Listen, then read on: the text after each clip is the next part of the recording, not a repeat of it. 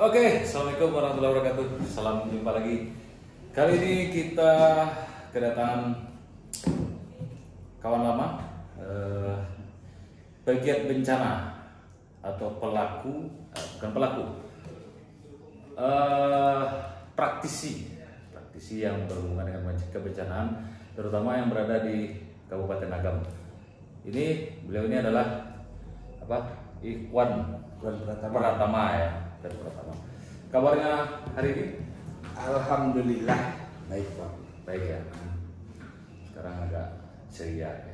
Ya kebetulan semenjak kejadian 11 Mei pasca kejadian 11 Mei itu sampai saat sekarang ini masih melandai aman-aman saja. Karena saya tahu kalau ketika intensitas hujan sangat tinggi, kita ini sangat warning berada di dalam situasi yang ready on call. Kalau bisa 24 jam handphonenya 25 jam nih handphonenya aktif gitu kan, karena kebencanaan itu tidak mengenal waktu, tidak ada hari libur di ketika bencana kayak gitu ya gitu. Ya. Yang terbaru bukan yang terbaru, 5 bulan lalu kita flashback ke belakang bahwa terutama di Kabupaten Agam ini merupakan salah satu daerah yang mempunyai potensi kebencanaan yang sangat tinggi. Nah, dengan demikian tentu diharapkan semua stakeholder terkait untuk meningkatkan kapasitasnya atau kewaspadaannya ketika terjadi kebencanaan begitu. Dan beliau ini sudah pengalaman ya kan, pengalaman. Mungkin kita flashback ini kita batasi aja sebagai dari inilah dari Desember pasca erupsi Gunung Merapi pertama kali. Itu bagaimana penanganannya kita di Kabupaten Agam? Oke, untuk penanganan di Kabupaten Agam itu yang puncaknya kegiatan penanggulangan bencana itu pada saat kejadian 3 Desember 2023, yakni erupsi yang menelan kurang lebih 24 korban jiwa. Setelah itu kita tetap bekerja sama, pertama dengan Kodim, Polres, setelah itu kawan-kawan dari media, kawan-kawan dari insan kebencanaan yang lainnya untuk mengantisipasi dampak dari bencana ini yang akan meluas. Pada saat bulan Desember 2023 itu ada 2 kejadian besar.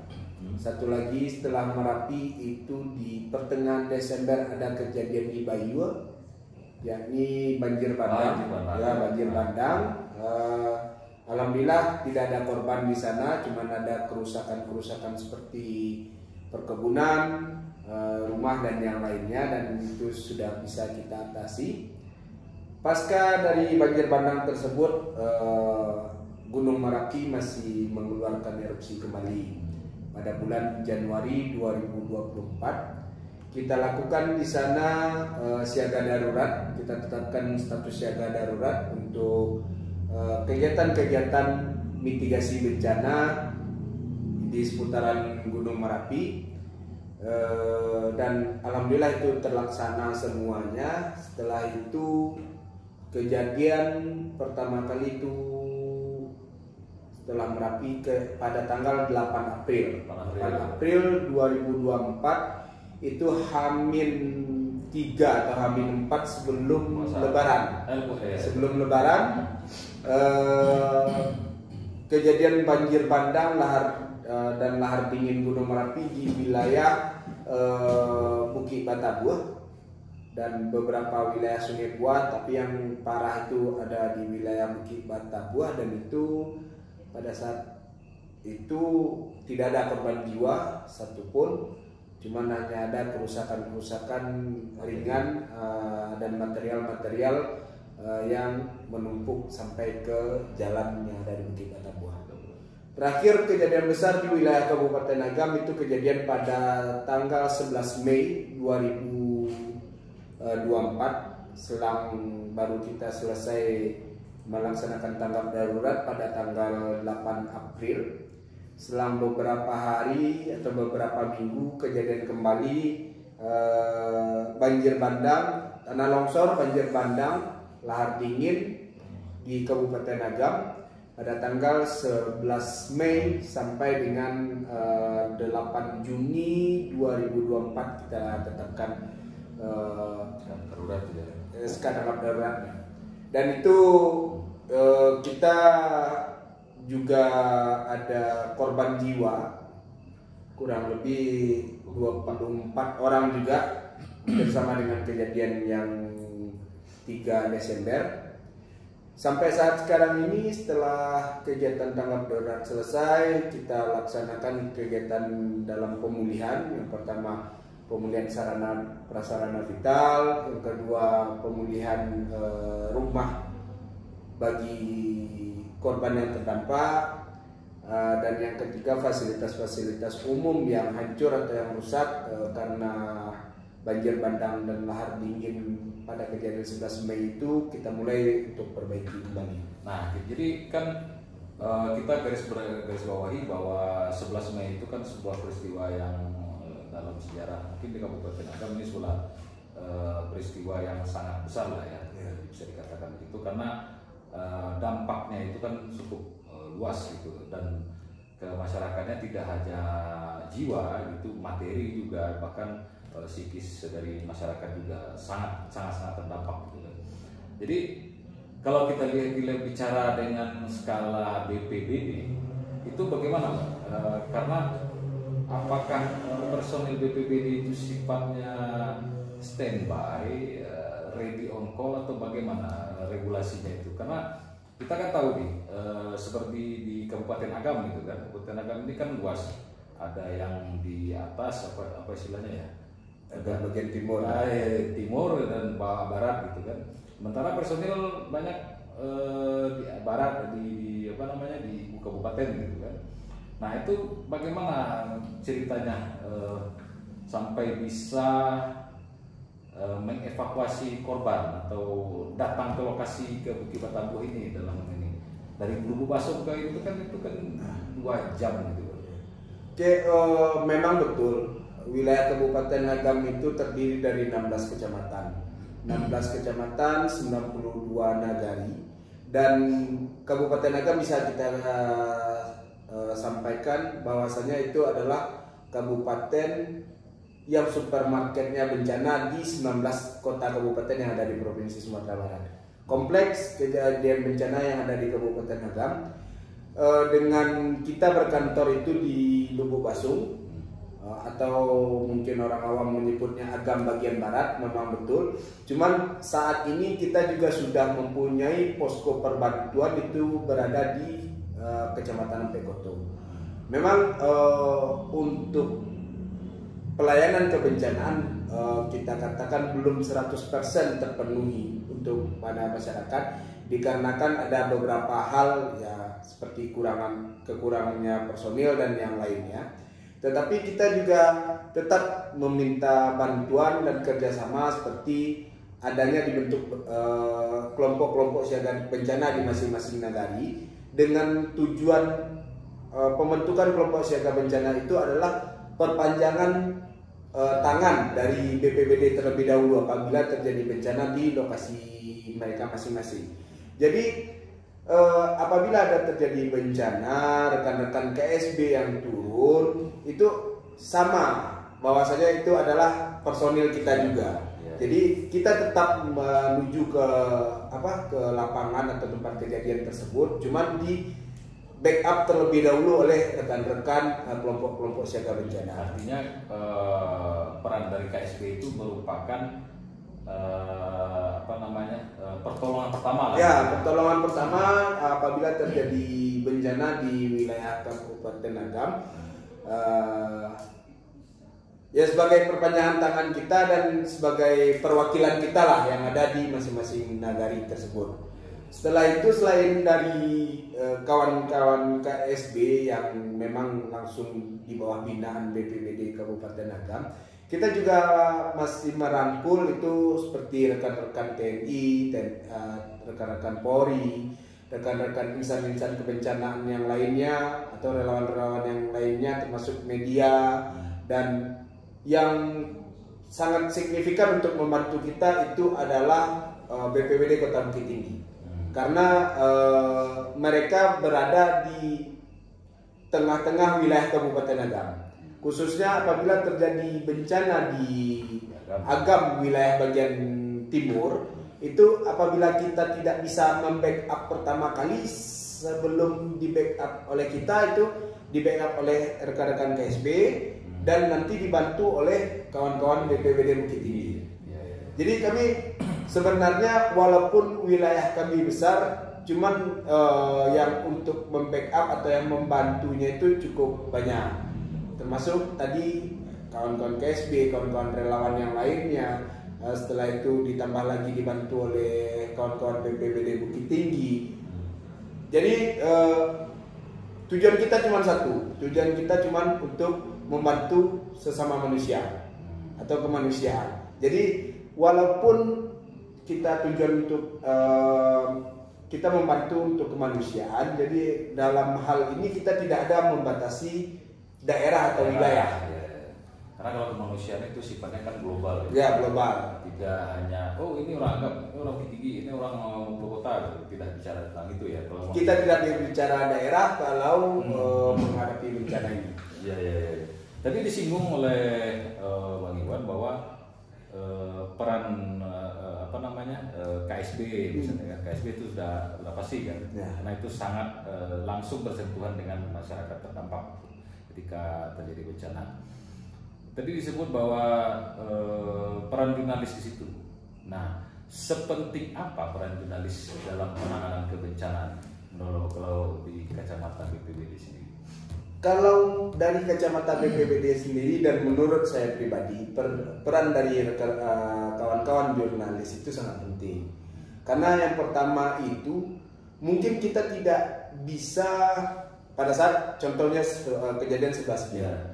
Kejadian 11 Mei itu orang pada panik semua dan orang pada melakukan pertolongan-pertolongan terlebih dahulu, khususnya terhadap korban jiwa.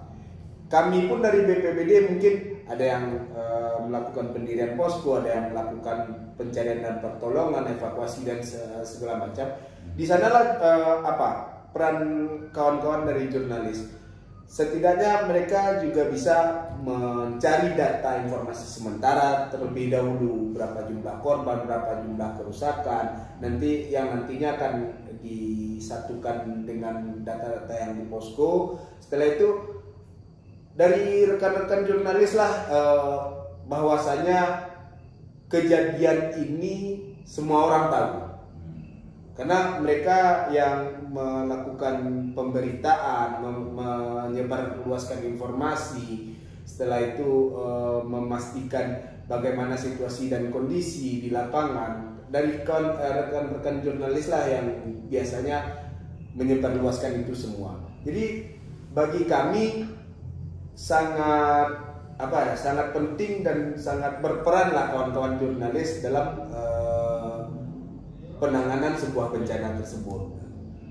Di lain itu pun jurnalis ini kan juga banyak, ada yang media cetak, media elektronik dan yang lainnya. Selain mereka membantu untuk penyebarluasan informasi, mereka juga membantu secara dukungan material maupun apa yang mereka bisa bantu dalam penanganan bencana ini. Artinya penyebar luasan informasi itu pertama kan dari media. Ya. Nah, kemudian dari media sosial kita juga misalnya. Maka kadang-kadang kan di ketika suatu kejadian hoax ini kan banyak. Ya. Nah, mungkin peran media mungkin bisa jadi salah satunya itu ya, meluruskan informasi yang belum benar. Ya, bisa jadi begitu. Kemudian kalau kita lihat seperti momen 11 Mei itulah misalnya, itu sevital apa fungsi media kalau menurut kami waktu itu di saat 11 Mei ini itu aja dulu. Oke, kalau untuk 11 Mei seperti yang Bang Donald sampaikan tadi, kan memang sebelum kawan-kawan media menyebarluaskan informasi, kan memang banyak kita lihat di media sosial atau media-media yang lainnya berita-berita hoax. Jadi rekan-rekan kalau kami sendiri yang menyebarluaskan ini mungkin tidak sampai tujuan mungkin, ya kan? Jadi karena bantuan kawan-kawan media, kawan-kawan jurnalis inilah bahwasanya berita yang nyata, real, aslinya itu sampai ke masyarakat, sampai ke dipublikasikan.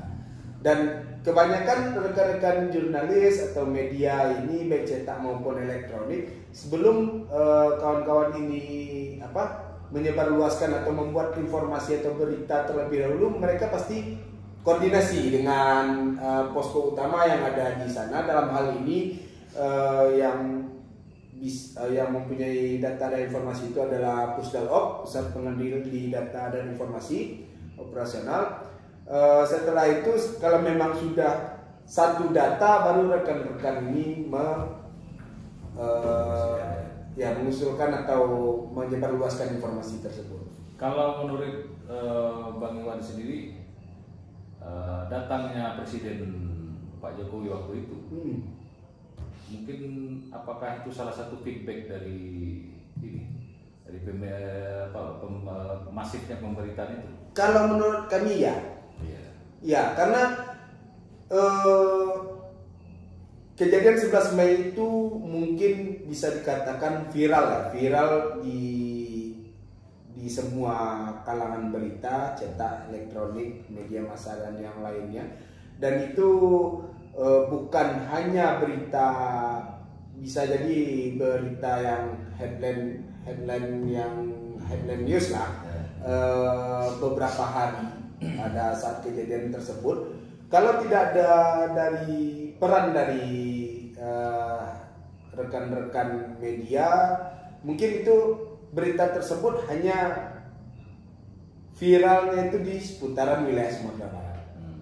Tetapi karena adanya peran dari kawan-kawan media, kawan-kawan jurnalis yang lainnya, sampailah berita ini sampai ke Presiden, dan Presiden pun melihat ke lokasi, sampai meninjau ke lokasi. Memang begitulah kejadiannya, dan ditambah lagi itu di Sumatera Barat itu yang wilayah terdampaknya juga 3 kota kabupaten, Agam, Tanah Datar, Padang Panjang, dan itu memang hampir merata semuanya mempunyai kerusakan dengan jenis kerusakan yang berbeda-beda. Dan ditambah lagi juga ada korban di Kabupaten Agam, korban di Kabupaten Tanah Datar, yang mungkin karena dari bantuan rekan-rekan jurnalis tadi terketuklah mungkin hatinya Pak Presiden untuk meninjau ke lokasi bencana.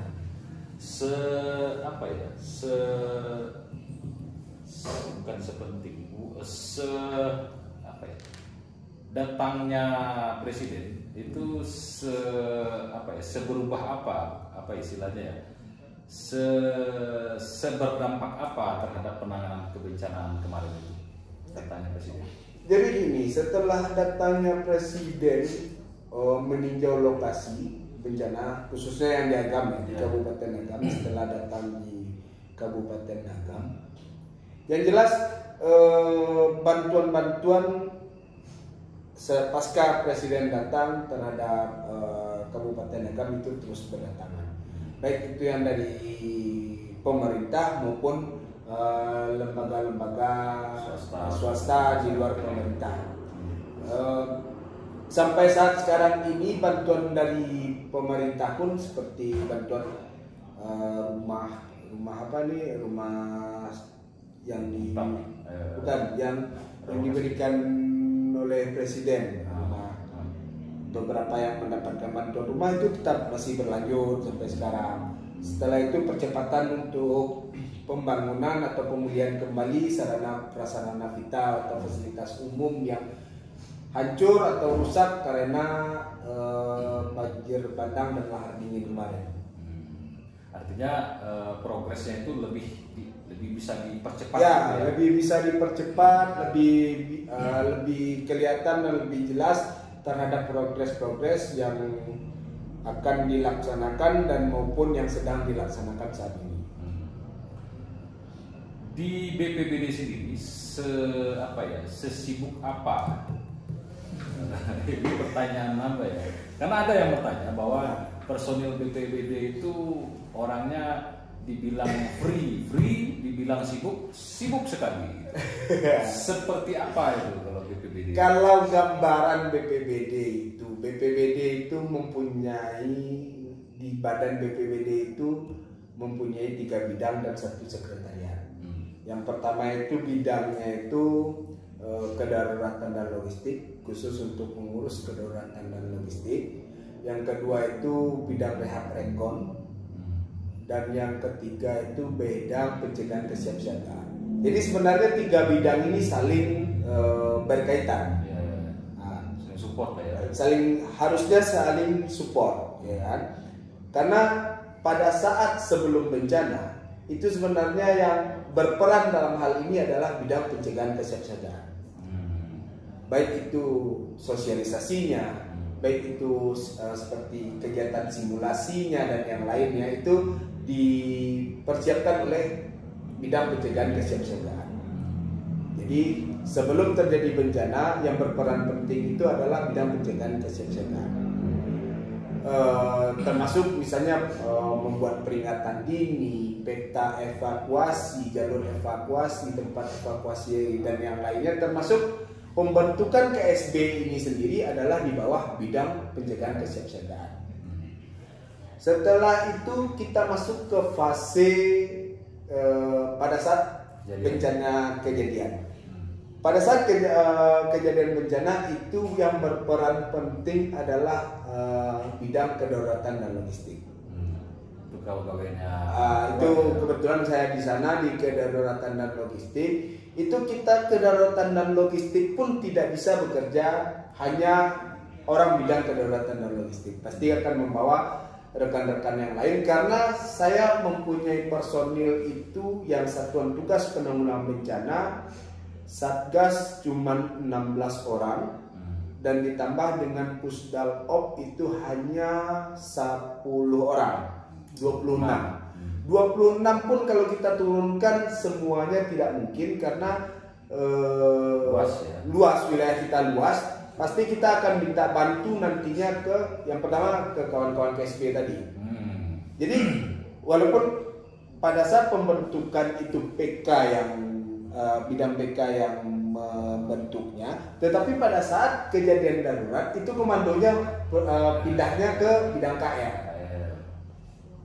Komandonya pindah ke bidang KL, nanti dibantu kawan-kawan KSB, dibantu dengan kawan-kawan relawan yang lainnya seperti PMI, organisasi Orali, Rapi, Tagana dan yang lainnya, pokoknya yang masuk ke dalam insan kebencanaan, ditambah dengan dibantu nanti dengan kawan-kawan BPBD kabupaten kota lain yang bisa membantu ke lokasi bencana seperti 11 Mei kemarin itu yang membantu kita itu cukup banyak. Pertama otomatis Kota Bukit Tinggi sendiri, BPBD Kabupaten Pasaman, BPBD Kabupaten Damastraya, Kota Padang, dan yang lainnya banyak rekan-rekannya. Jadi di sana kita bergabung, kita ikuti lagi aturannya tentang PDB, penanganan darurat bencana khususnya di tanggap darurat. Kita ikuti alur tersebut. Setelah itu habis masa tanggap darurat, kita masuk ke masa rehab rekon. Di sanalah yang bidang rehab rekon tadi bekerja, ya kan? Dalam hal ini mungkin pembangunan kembali seperti rumah atau jembatan, jalur irigasi atau dan yang lainnya. Pokoknya pasca bekerja pada saat pasca kejadian bencana. Untuk pemulihan mereka lah dari kawan-kawan Rapekon. Jadi sebenarnya antara bidang PK, KL dan RR sendiri itu saling berkaitan, saling estafet lah, ibaratnya pekerjaan mereka. Memang betul seperti yang saya sampaikan tadi, di bidang KL itu hanya mempunyai 26 orang personil Satgas dan Pusdalop. Dari kondisi wilayah Kabupaten Agam 16 kecamatan 92 nagari ini sebenarnya itu sangat-sangat kurang. Sangat kurang. Dan kalau sebenarnya untuk pelayanan dalam hal ini kebencanaan, kalau menurut pandangan saya sebenarnya kita harus mempunyai minimal 4 pos lagi. 4 pos lagi. Yang mudah-mudahan keinginan saya ini atau cita-cita saya ini sewaktu-waktu bisa terwujud. Paling tidak kita bisa kita taruh pos di seputaran wilayah Baso atau Angke. Yang kedua kita taruh pos di seputaran Tilatang Kamang atau Palupuah. Ya. Ketiga kita taruh pos di seputaran Ampek Nagari atau Palembayan. Yang keempat kita sudah punya pos di Ampek Koto, dan yang kelima kita taruh pos pengaman pantai. Oh iya. Jangan kita tinggalkan itu. Kita terfokus bagian gunung, hutan, longsor dan letusan api. Tetapi ingat, kita Kabupaten Agam juga mempunyai pantai, pos pengaman pantai. Jadi paling tidak dari 5 pos tadi, 1 sudah terbentuk, tinggal 4 pos. Paling tidak kita harus mempunyai personil minimal 1 pos itu 10 orang. Jadi 50, 60. Berarti karena 4 pos yang masih kurang, minimal kita harus mempunyai tambahan personil 40 orang. Tambahan personil 66. Minimal. Ya minimal kita harus punya 40 orang.